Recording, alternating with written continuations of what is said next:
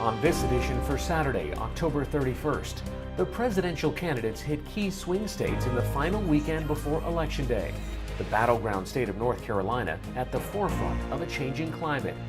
I'm for president, I'm for president. And a look at political ads and the most expensive campaign year in history. Next on PBS NewsHour Weekend.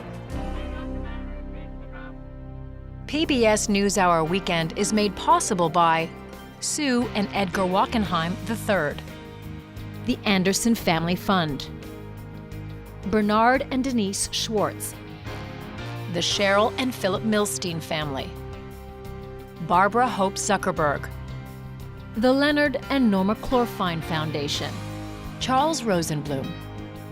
We try to live in the moment to not miss what's right in front of us. At Mutual of America, we believe taking care of tomorrow can help you make the most of today. Mutual of America Financial Group, retirement services and investments. Additional support has been provided by Consumer Cellular and by the Corporation for Public Broadcasting, a private corporation funded by the American people, and by contributions to your PBS station from viewers like you. Thank you. Good evening and thank you for joining us. We are reporting this weekend from North Carolina, the last stop on our Roads to Election 2020 series, but not the end of our coverage of the vote count, and the candidates on the ballots in every state. President Donald Trump and former Vice President Joe Biden, their running mates, and many of their best-known political supporters are on the campaign trail in these final days before voting ends on Tuesday. Key events this weekend are in battleground states, including Pennsylvania, Michigan, Florida, and right here in North Carolina. While the speeches touch on a wide range of topics, one of the issues voters and viewers say they want to know more about is climate change. We will have an in-depth report on that from here in North Carolina, along with reporting on the billions spent on advertising this election year, both coming up right after the news summary. From the lakes of Minnesota to the hills of Tennessee. It's the final weekend push in the 2020 campaign season. President Trump planned 4 stops in Pennsylvania today, starting in Bucks County, just north of Philadelphia. The Keystone State was crucial to the president's 2016 win and is a focal point for both campaigns. Former Vice President Biden campaigned with former President Barack Obama in Michigan today at a drive-in rally in Flint and another planned for Detroit.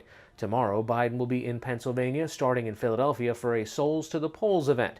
President Trump plans rallies in 5 states tomorrow. With 3 days left to Election Day, more than 90 million early votes have been cast so far. That's nearly 2/3 the ballots cast in the 2016 presidential election. The coronavirus continues to spread rapidly in many states this weekend. Yesterday, the nation recorded more than 99,000 new cases, according to the New York Times. That's the highest daily number since the pandemic began. The Times database shows 14 states set new daily case records, and 3, Tennessee, Montana, and New Mexico, recorded new record high numbers of deaths from COVID-19. As of this morning, Johns Hopkins University's Coronavirus Resource Center reports the United States has had more than 9 million confirmed cases of the virus during the pandemic, 1/5 of the more than 45 million cases globally. Rescue workers in the Turkish city of Izmir pulled 3 women alive from under the rubble of a collapsed building today as the search continues for survivors following yesterday's powerful earthquake in the Aegean Sea. The earthquake toppled several buildings and at least 37 people were killed and 800 injured along Turkey's western coast. The quake, which was also felt in Greece, left 2 people dead on the island of Samos. Turkey's disaster agency said today that the area has experienced more than 450 aftershocks. I admire your luck, Mr. Bond. James Bond. Sean Connery, the Scottish actor best known for playing the smooth-talking character James Bond, has died. Born in 1930 in Edinburgh, Scotland, Connery went on to work a series of jobs, including a coffin polisher, a milkman, and a bodybuilder, before landing his breakout acting role as an international spy. He lit the silver screen for more than 4 decades, starring in 7 James Bond movies and in films including Indiana Jones and the Last Crusade and The Hunt for Red October. In 1987, he won an Academy Award for his portrayal of a Chicago cop in the film The Untouchables, and in recognition for his contributions to the arts, was knighted by Britain's Queen Elizabeth in 2000. Connery's son said his father died peacefully in his home in the Bahamas. Sean Connery was 90 years old. For more election coverage and the latest national and international news, visit pbs.org/newshour. Earlier this fall, we asked you what issues we should be focusing on this election season. The answer, overwhelmingly, was that you wanted more coverage of climate change. So, on this weekend before Election Day, we're reporting from North Carolina, a swing state with consequential races up and down the ballot, but also a state that, having been battered by multiple hurricanes in the last 5 years, has been at the forefront of experiencing the changing climate. This story is part of our ongoing series, Peril and Promise, the Challenge of Climate Change. When Hurricane Florence made landfall near Wilmington in September of 2018, it was only a Category 1 storm. But what Florence lacked in sustained wind speeds, it made up for in rain. It just rained, and it rained, and it blew, and it rained. But all that while, you have to try to make sure your animals are safe. Gina Morosco is the owner of Humphrey Farms, a 500-acre farm that's about 30 miles from the coast in Pender County. After an estimated 3 feet of rain over 3 days, she and her husband Robert needed a canoe to check on their low-lying hog houses. Florence, you stink. We went by the houses so we could see the animals, and we could see that they were alive, which was a beautiful thing, but we couldn't even turn off the power. So we're just, please let everything be okay, because there was nothing we could do. In 2018, Humphrey Farm had about 7,500 hogs. While Morosco says their welfare was important, she was also worried about the farm's 8-acre hog lagoon. That's where waste from the pigs is stored. Runoff from the lagoon, which has high levels of ammonia and nitrates, can harm aquatic life. 36 inches of rain brought us over the top. Thankfully, though, the amount of water was so great that the dilution was enough to keep it from being a toxic situation. The high waters from Florence damaged or overtopped nearly 50 hog lagoons, a relatively small fraction of the state's 3,000. But the massive amount of rain affected huge swaths of North Carolina. My number one concern is flooding across the entire state. Kathy Dello is the state climatologist for North Carolina. She's also one of the authors of the state's Climate Science Report, an independent scientific assessment released this year on past climate trends and how climate change will affect the state as humans continue to emit greenhouse gases. The report finds that North Carolina has already warmed 1 degree Fahrenheit over the last 120 years, and that heavy rains from hurricanes and other weather systems will become more frequent and intense. That's already being felt here by North Carolinians. Folks experienced 3 big hurricanes in 4 years and truly said, something's going on here. This isn't the North Carolina that I grew up in. We don't see hurricanes like this with that much rain. We don't see flooding like this. People have lived experiences with the climate, and they're now saying, okay, climate change is here and it's real. I can truthfully say in my lifetime, I've never seen anything like the devastation that Florence caused. It was a catastrophic event, there's no question. Republican Steve Troxler is North Carolina's agriculture commissioner, and he's running for his 5th consecutive 4-year term, overseeing the state's $92 billion agriculture industry. After Florence, his office helped distribute more than $230 million in aid to farmers. He says compared to Hurricane Floyd, which hit North Carolina in 1999, the state's agriculture industry was better prepared. During Hurricane Floyd, we lost 28,000 hogs in North Carolina to drowning. During Hurricane Florence, which was, much, much worse than that, we lost about 5,000. Since 1999, the Agriculture Department has also run a voluntary buyout program for hog farms located in 100-year floodplains.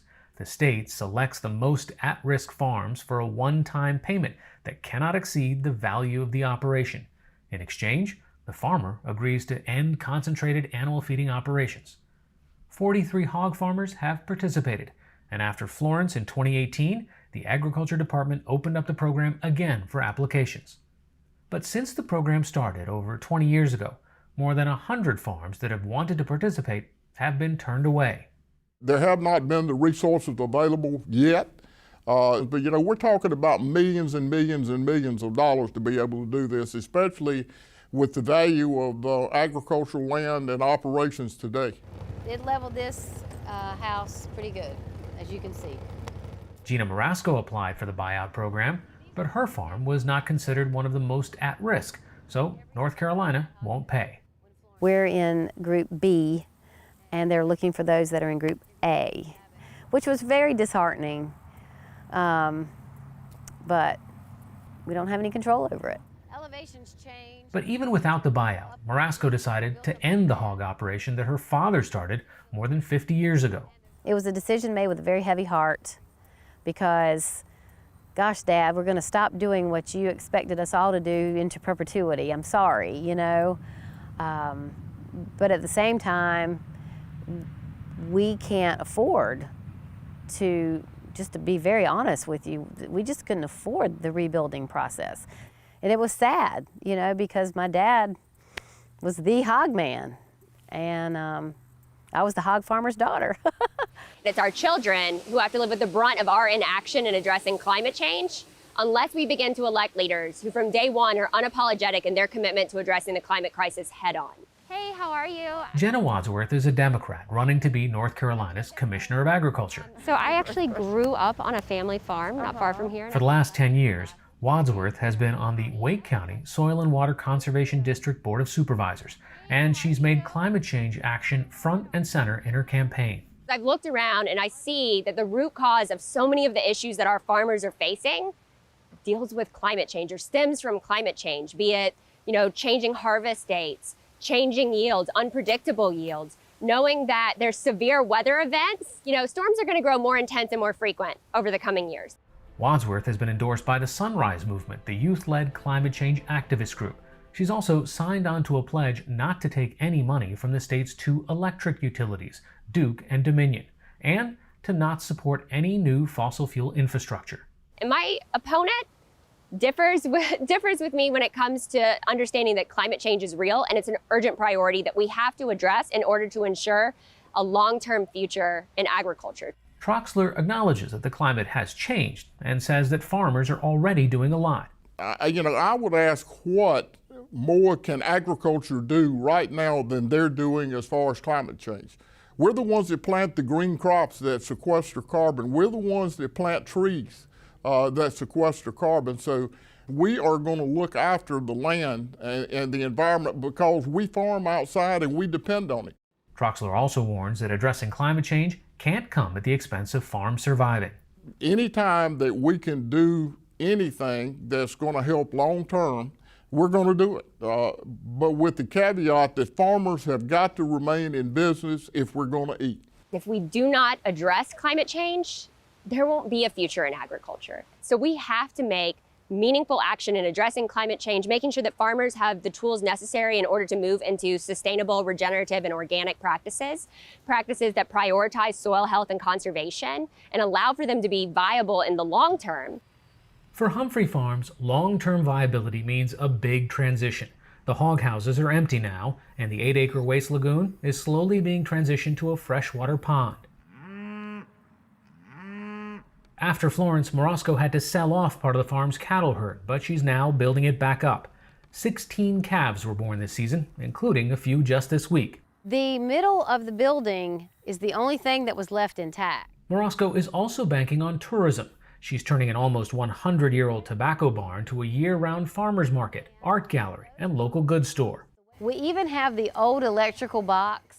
Marasco is a strong supporter of Steve Troxler for re-election as Agriculture Commissioner and cites his efforts helping farms recover from Florence. But when it comes to climate change, she says it's a big factor in thinking about the long-term future of her farm and moving away from hogs.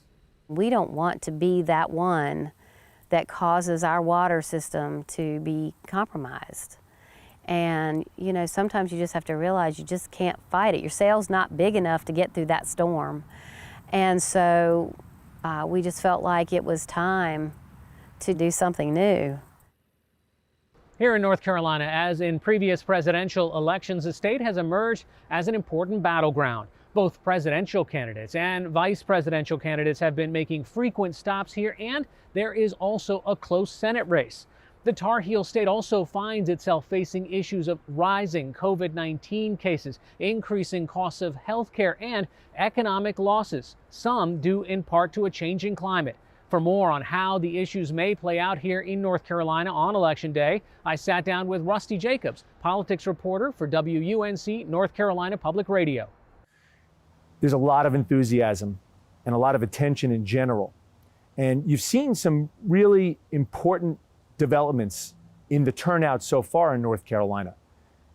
Tufts has been doing some research on the turnout of young voters, 18 to 29.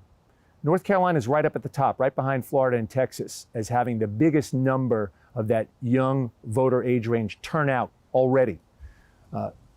Joe Biden maintains an edge right now, maybe 3 or 4% over Donald Trump. And you see in those numbers an advantage for the Democratic ticket from women, a majority of women, according to recent polls, supporting the Biden-Harris ticket, and black voters. Very key block here in North Carolina. And they are overwhelmingly, at this point, through polls indicating support for Biden and Harris over Donald Trump and Mike Pence. There's also a ton of money that's been poured in on both sides on the Senate race. We also had, in the middle of that race, or late in that race, a revelation that the Democratic candidate had an extramarital affair. Has that played into what's happening now? Not so far. Let's put it this way. Cal Cunningham, the Democrat, challenging first term incumbent Thom Tillis, maintains an edge. Kind of like Joe Biden, he's in that 3 to 5% range right now over Thom Tillis, according to recent polls. But as you noted, that's kind of surprising considering that just a few weeks ago it emerged he had been engaging in inappropriate, sexually suggestive texts with another woman, not his wife. He's been very disciplined about not answering questions on that subject. He's avoided answering questions. He said it's a private matter. He is consistently stuck to election issues that seem to be resonating the most with voters. Access to affordable health care, handling of the coronavirus pandemic.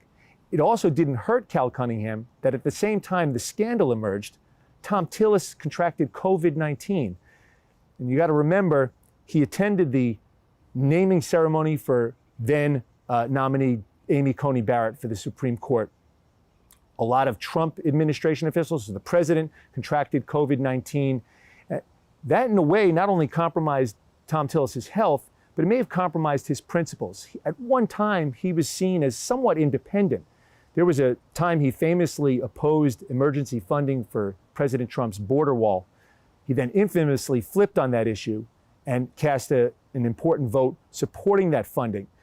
So he's tied his fate to Donald Trump, but has contracted COVID-19, and that in a way symbolizes for some people, and maybe some key voters, support for a kind of a reckless policy when it comes to handling of the COVID-19 pandemic. So it sounds like it is about the coronavirus, it is about President Trump. And those are the sort of primary drivers, and how you view those two things is in part responsible for why North Carolina has become such a contentious battleground. Absolutely.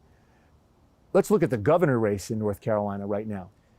That in a way, that race where Governor Cooper has a big advantage right now is in a way emblematic of the presidential race. The very issues that Lieutenant Governor Dan Forest is running on, same as President Trump, he trails the Democrat Roy Cooper, who's running on a lot of the same issues that Joe Biden is. Rusty Jacobs, thanks so much. You're welcome.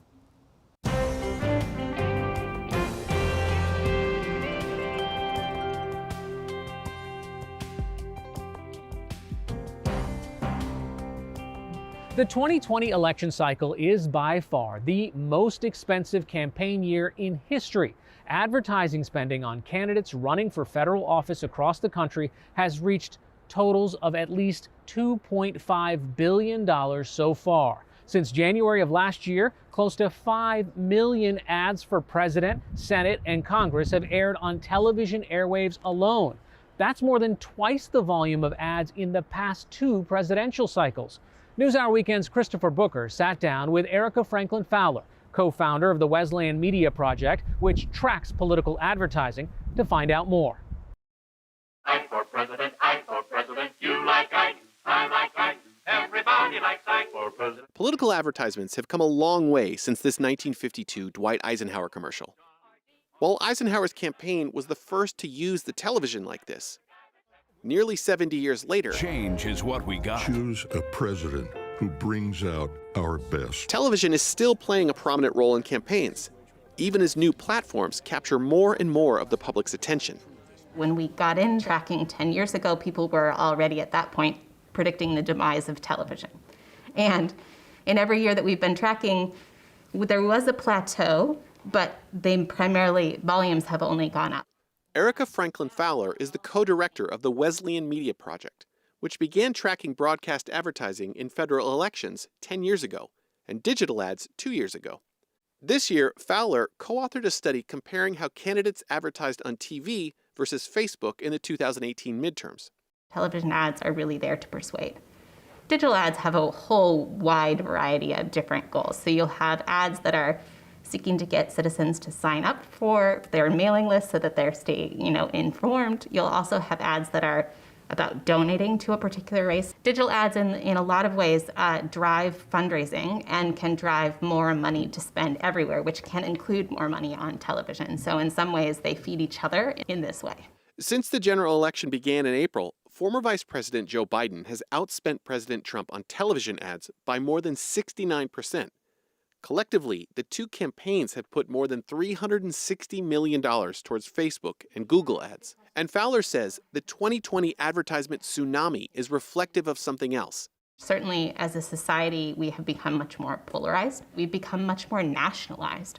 The things that we talk about, even when we're talking about local politics, are often much more about national conversations about healthcare and other sorts of provision of things than they are necessarily about specific local issues. Fowler says part of what's driving the increase in ad spending and change in tone are political action groups, or PACs. Joe Biden is a job-killing, tax-raising disaster. Refusing to prepare. The 2010 Citizens United Supreme Court ruling allows outside groups and PACs like Priorities USA and America First Action to raise and spend unlimited funds on elections. This year, Democratic super PACs have dramatically invested in advertising hitting Donald Trump on healthcare and his record during the pandemic. For Michael Bloomberg's Independence USA, if Trump gets his way, over 8 million Floridians with pre-existing conditions like cancer and diabetes could lose their health care. To Future Forward, a new super PAC backed by a group of Silicon Valley billionaires, including Facebook co-founder Dustin Moskovitz and former Google CEO Eric Schmidt. Joe Biden has a plan. He actually has a plan. The two PACs have poured an astonishing $90 million so far into TV ad spots since April. This Susan Collins voted to make middle-class families pay more. And it's not just the presidential race. This is happening in down-ballot races as well. Nearly half of the ads in the main Senate race have been funded by outside groups, like this one against Republican Senator Susan Collins. The outside groups and parties tend to play the role of attack dog. Citizens generally don't like negative advertising. And if I, as a candidate, go negative against my opponent, that ad might be effective in reducing the favorability of my opponent. But I also tend to suffer some backlash from airing the negativity in the first place. The negativity is a far departure from Eisenhower's dancing elephants. But does it really make an impact on how we vote? As a society, we tend to oversubscribe the effects of advertising. And scholars for a very long time have been saying advertising matters at the margin. If I go further down the ballot and I'm seeing ads for candidates that I don't know very much about, those ads are more likely to actually have an influence. Outside groups have already spent more than $2.5 billion in political advertising this election, nearly twice what was spent in 2016.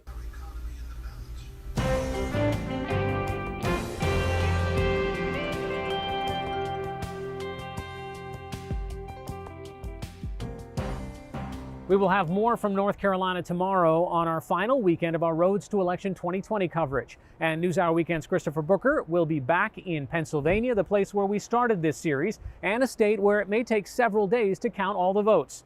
Don't forget to set your clocks back 1 hour tonight if you're in daylight saving time areas, and happy Halloween. That's all for this edition of PBS NewsHour Weekend. I'm Hari Srinivasan. Thanks for watching. Stay healthy and have a good night.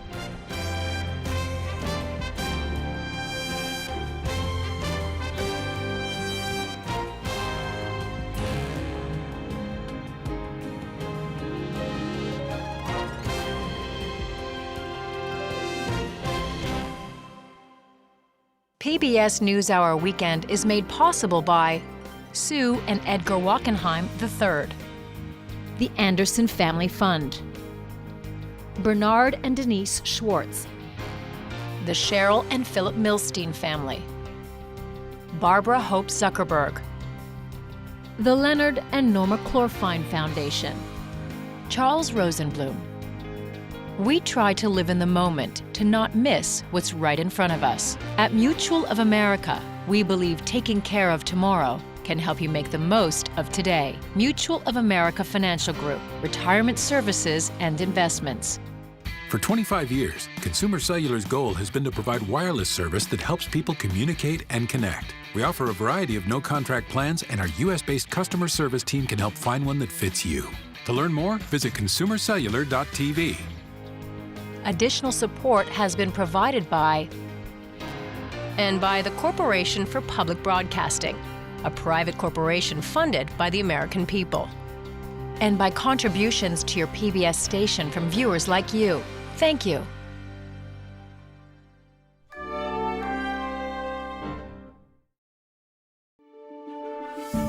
You're watching PBS.